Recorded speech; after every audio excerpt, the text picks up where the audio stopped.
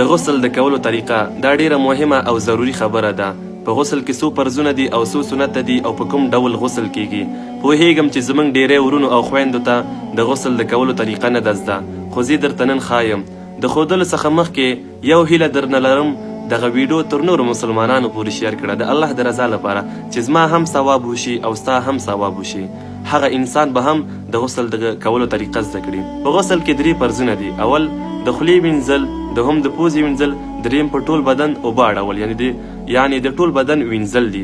او په غسل کې چې دا 6 سنت دي. اول د لاسونو وینځل تر مړوند پورې، دوهم د شرمګا وینځل، دریم نجاست لرې کول د بدن څخه، څلورم د غسل نه مخکې اودس کول، پنځم په ټول بدن باندې اوبه اړول، یعنی ټول بدن باندې به اوبه اړئ. او شپږم یې دا ده د غسل په آخري وخت کې په جګ ځای باندې یا هم په څوکۍ باندې به درېږئ، خپلې پښې به کنګالئ.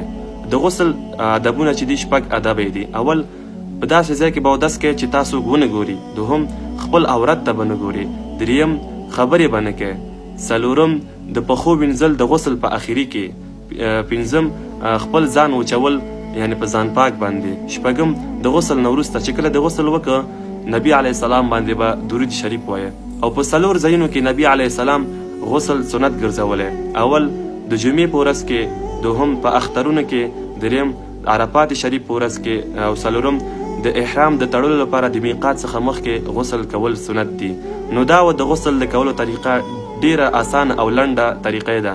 نو هیله ده چې د غسل د کولو طریقې زده کړئ او فرضونه زده کړئ او دا ویډیو تر نورو مسلمانانو پورې شیر کړي. سلام دې پر هغه چا وي چې دا ویډیو مې کمل کتلی وي او تر نورو مسلمانانو پورې ورسوي. سلام علیکم ورحمت الله وبرکاته.